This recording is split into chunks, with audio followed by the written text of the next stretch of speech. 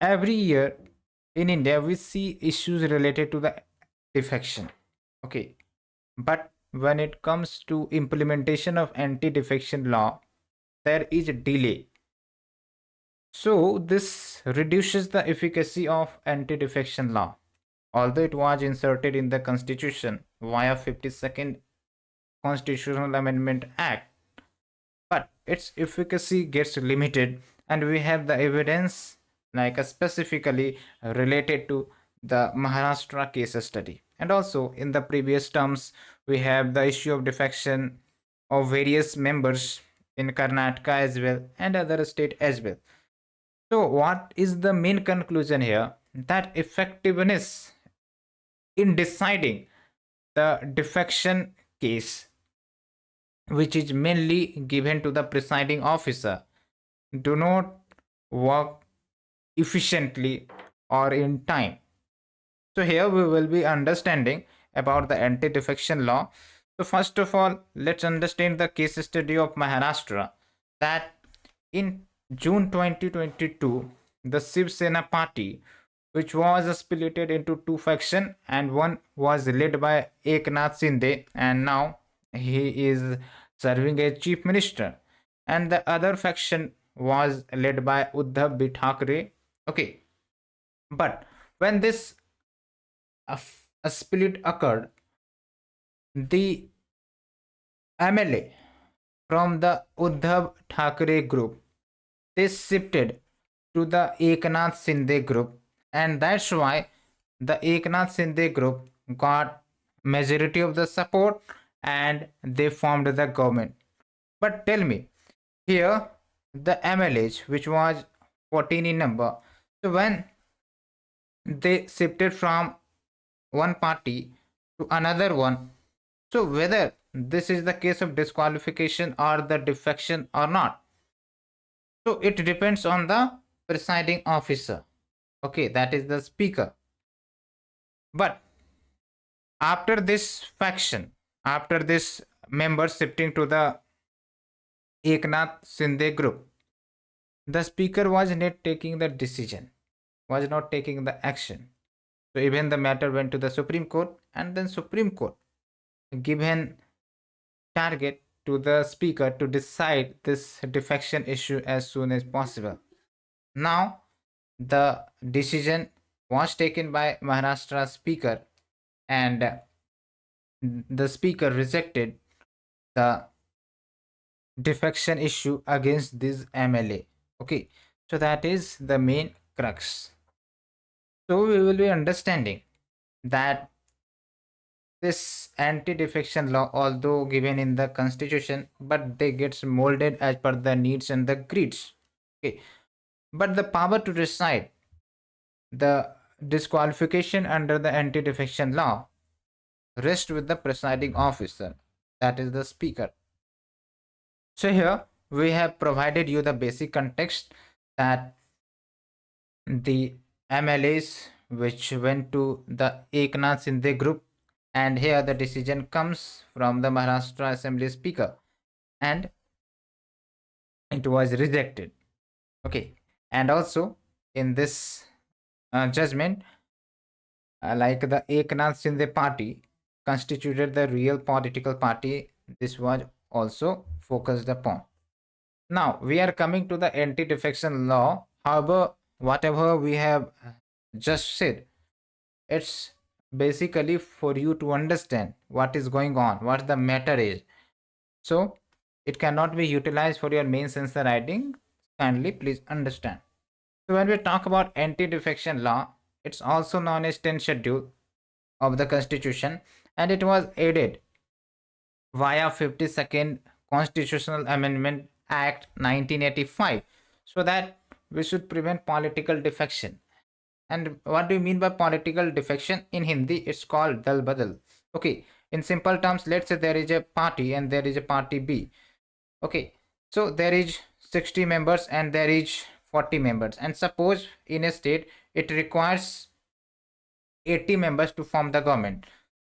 So let's say the party A has 60 members and the party B has 40 members. Suppose 20 members from party B goes to party A, and then party A is able to form the government. So that means this party B and the members are like done defection. So to prevent these type of defection, we have the anti-defection law. Okay, to prevent horse trading. So what are the conditions of disqualification provided in this 10th schedule? And kindly remember this 10th schedule, this amendment act. Okay, so disqualification will happen if a member voluntarily gives up his party membership, or votes or abstains to vote in the house contrary to the direction issued by his political party.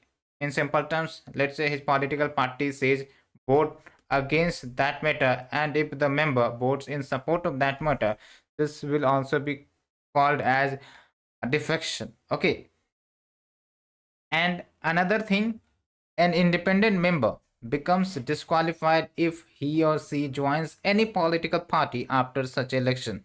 So kindly remember this, because this was in UPSC prelims.